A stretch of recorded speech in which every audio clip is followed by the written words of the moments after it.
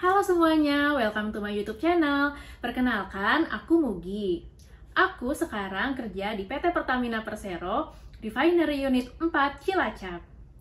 Kebetulan di video kali ini, aku mau share sama kalian semua tentang pengalaman aku dulu waktu ikut seleksi di PT Pertamina Persero pada program BPS Pertamina tahun 2017. Sebenarnya, aku dulu udah pernah cerita lengkap tentang pengalaman aku ikut rekrutmen BPS tahun 2017 di halaman blog pribadi aku. Di sini. Buat yang belum tahu, Inspirasi.co itu adalah salah satu platform microblogging bikinan orang Indonesia. Tapi sayangnya sekarang platform tersebut sudah tidak bisa diakses. Sayang banget loh, padahal aku udah nulis banyak banget tulisan di situ. Tapi nggak apa-apa, untungnya aku udah ada backup-annya. Nah, di bulan Juni 2021 ini, lagi heboh-hebohnya nih, Pertamina buka lagi program BPS.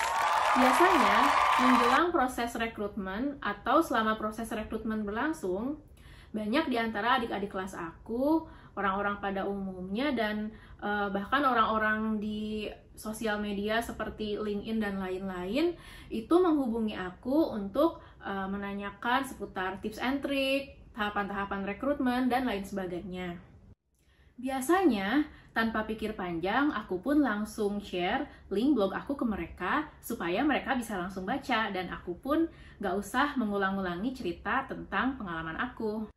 Tapi berhubung sekarang link blognya sudah tidak bisa diakses, akhirnya banyak yang mendesak aku untuk membuat video YouTube. Kalau dipikir-pikir boleh juga tuh. Siapa tahu nanti ke depannya aku bisa share juga tentang hal-hal lain yang positif ke kalian. Oke, langsung aja kita bahas tentang rekrutmen Pertamina.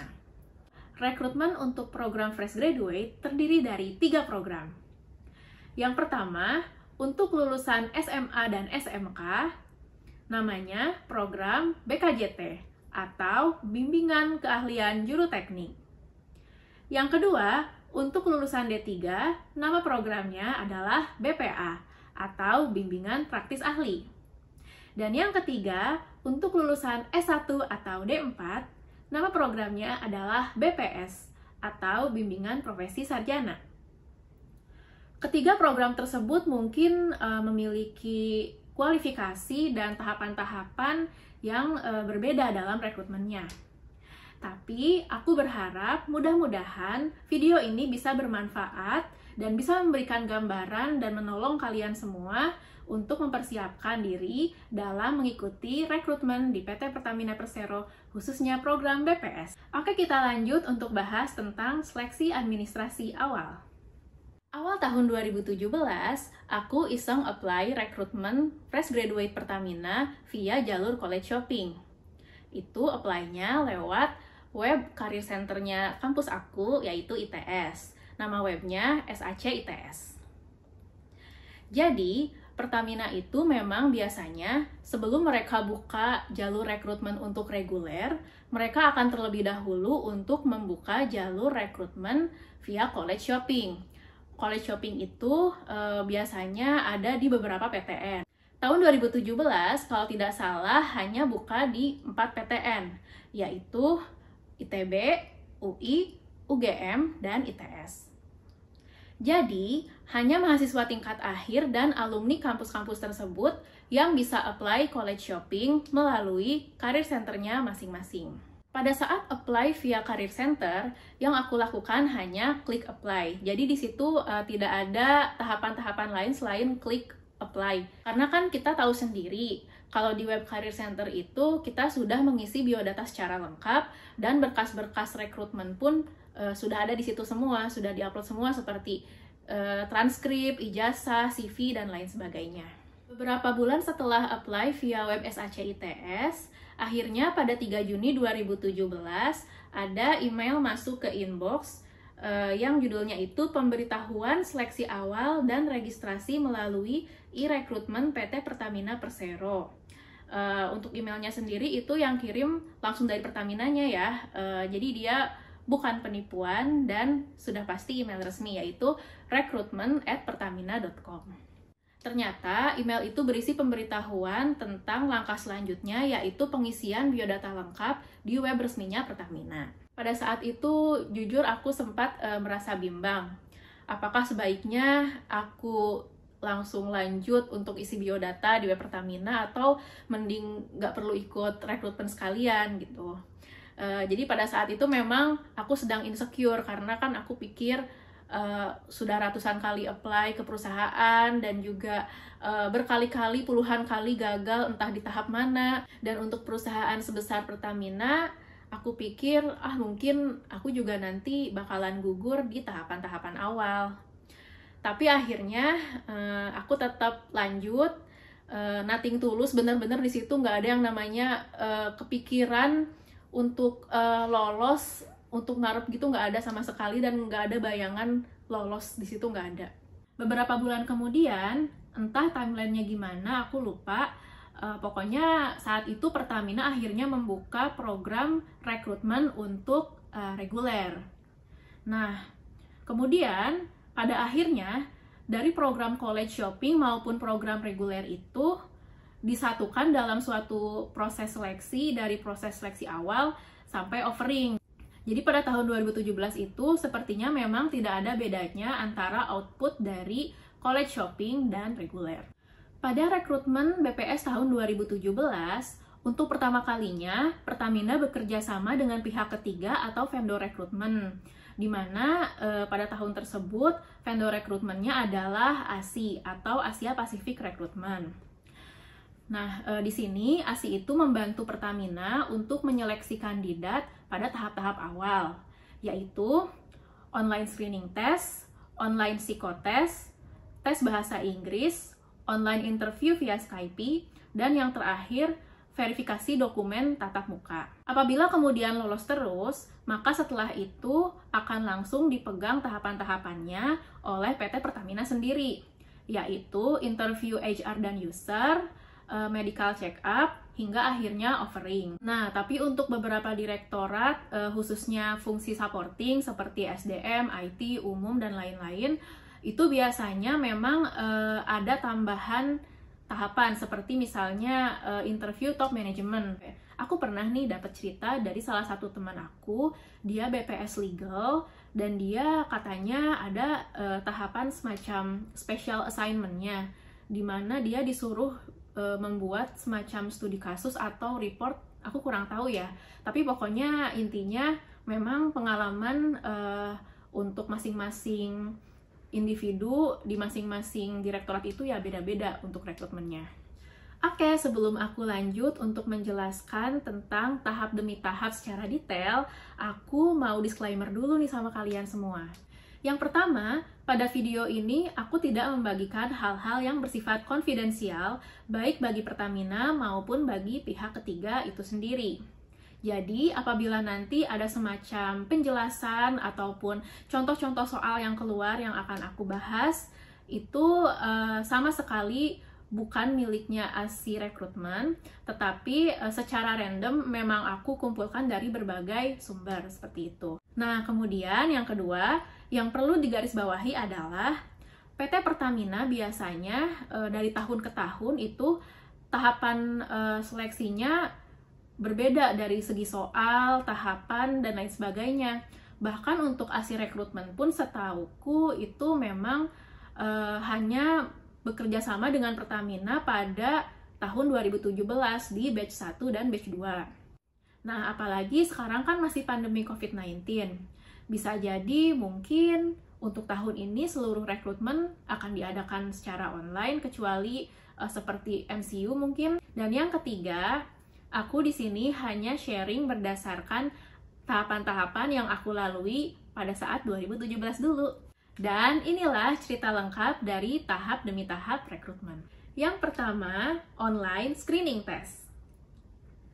Online screening test terdiri dari 4 tahapan.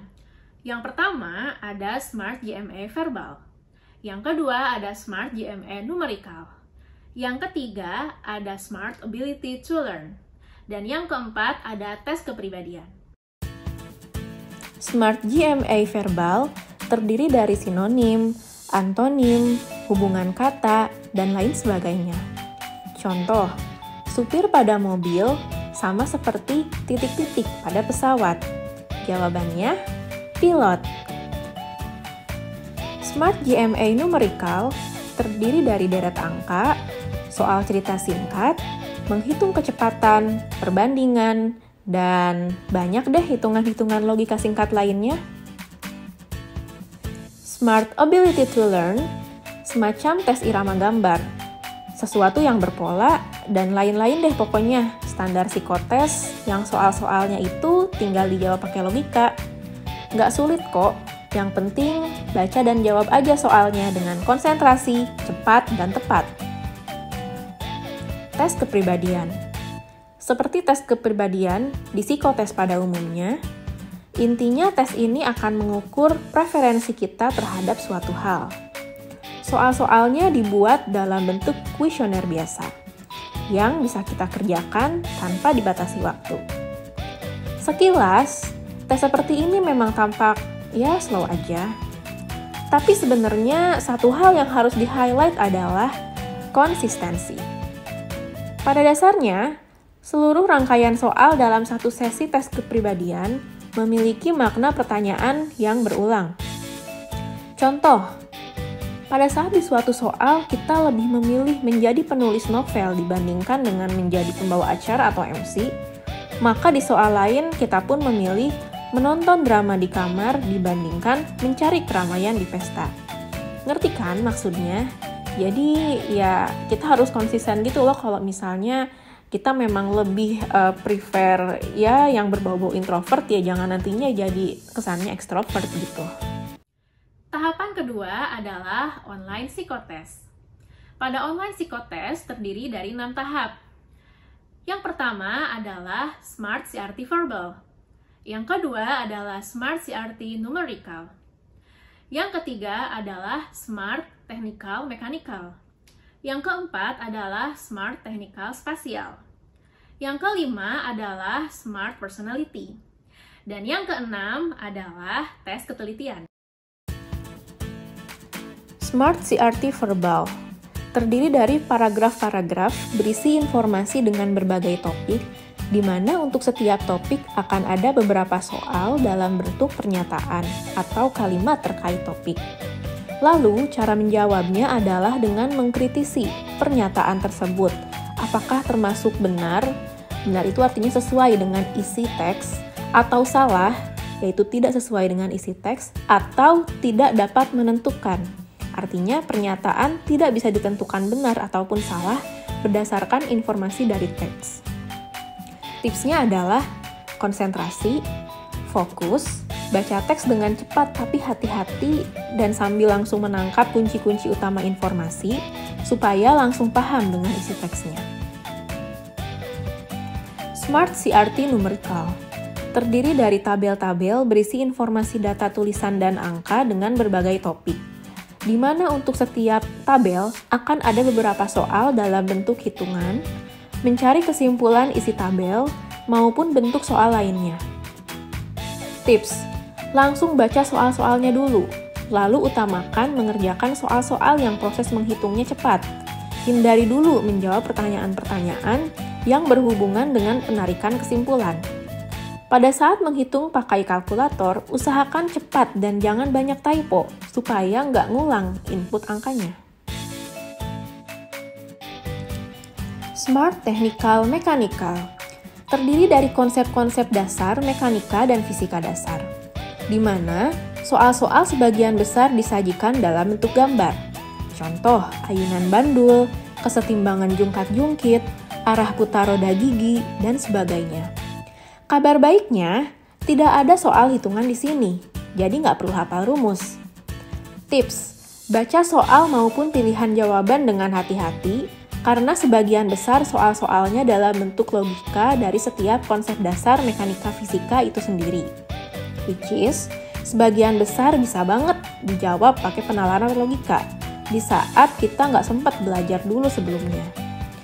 Dan for your information, tahapan tes konsep mekanika dan fisika dasar ini berlaku loh untuk semua peserta, nggak peduli apakah background mereka dari ilmu sosial sekalipun. Yup, seriously. Tapi buat kalian yang bukan anak teknik atau sains, nggak perlu khawatir.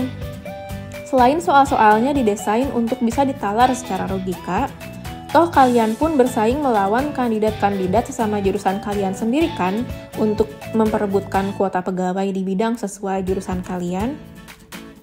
Ya, kalau misalnya parno-parno gitu sama fisika, bisalah baca-baca dulu. Siapa tahu saingan kalian males baca-baca dulu kan, jadinya kalian nilainya paling outstanding deh. Smart Technical Spatial. Bagian ini full, isinya tentang bangun ruang, di mana kita harus bisa menentukan bangun ruang yang sesuai dari jaring-jaring yang ada, atau sebaliknya. Yang menjadi sulit adalah gambar yang terdapat pada setiap sisi di jaring-jaring itu tuh, ya ampun deh, bisa bikin bingung. Bingung banget bayangin versi 3D-nya satu-satu di otak. Sampai merem-merem. Tips, konsentrasi sama clue posisi gambar di satu sisi, misal titik atau garis, atau clue lainnya yang terlihat mudah, lalu fokus pada clue yang dimaksud. Akan ada di posisi mana jika kira-kira nantinya sudah jadi versi 3D. Lalu, sesuaikan gambar-gambar pada sisi lainnya sehingga match dengan versi jaring-jaringnya. Smart Personality. Sama seperti tes kepribadian pada online screening test sebelumnya, ini juga terkait preferensi, di mana sesinya tidak dibatasi waktu, hanya bedanya jumlah soalnya lebih banyak. Tipsnya juga sama, intinya kita harus konsisten dan jeli membaca makna dari keterulangan soal. Tes ketelitian. Pada tes ini, akan ada semacam gabungan antara huruf dan angka, entah berapa karakter, antara 8-12 karakter. Kemudian, kita disuruh jeli untuk melihat apakah gabungan antara huruf dan angka di sebelahnya itu sama persis atau beda. Kalau satu huruf atau satu angka saja beda, maka jawabannya adalah beda. Cara menjawabnya adalah dengan memberi tanda-tanda tertentu untuk membedakan mana yang sama dan mana yang beda. Nah, tes ini kita kerjakan sebanyak-banyaknya selama 20 menit, di mana saat berhasil mengerjakan satu halaman, tinggal di next ke halaman selanjutnya. Kalau nggak salah, aku dulu berhasil ngerjain sekitar 8 halaman. Mungkin ini semacam pengganti tes Pauli atau tes Kraepelin ya, alias tes koran itu loh yang biasanya dilaksanakan pada saat ikut psikotes offline. Tipsnya, selama mengerjakan tes yang satu ini, pastikan suasana selama 20 menit ke depan benar-benar tidak terdistraksi sama sekali. Tidak dalam keadaan lapar, juga usahain udah pipis dulu ya misalnya. Lalu, ayo konsentrasi, kerjakan dengan cepat dan tepat. Tahapan yang ketiga yang sekaligus menjadi tahapan akhir yang berhubungan dengan tes tulis, yaitu tes bahasa Inggris. Tes bahasa Inggris ini lebih mirip modelnya ke soal TOEFL. Jadi, porsi soal lebih banyak di reading. Sisanya di structure yang terdiri dari pemahaman tenses, idiom, dan lain-lain. Ada juga tipikal soal analisis error recognition dalam suatu kalimat atau kalimat-kalimat di dalam paragraf. Nah, yang membedakannya dengan TOEFL adalah lebih ke tema-tema dari soal, maupun tema dari bacaan-bacaan pada readingnya sendiri, yang mostly berkaitan dengan bisnis. Pokoknya semacam smart business English banget sih. Tipsnya, kalau memang lemah di structure, nggak ada salahnya review materi-materi structure dulu sebelum tes. Untuk reading, baca dulu pertanyaan-pertanyaannya. Ingat-ingat key point yang diminta. Baru kemudian baca passage dengan metode skimming scanning. Oke semuanya, terima kasih. Cukup di sini dulu aja untuk video kali ini. Untuk tahapan-tahapan selanjutnya, dari mulai interview online sampai akhirnya offering, akan aku bahas di video selanjutnya. Jangan lupa nonton part 2 ya. Terima kasih.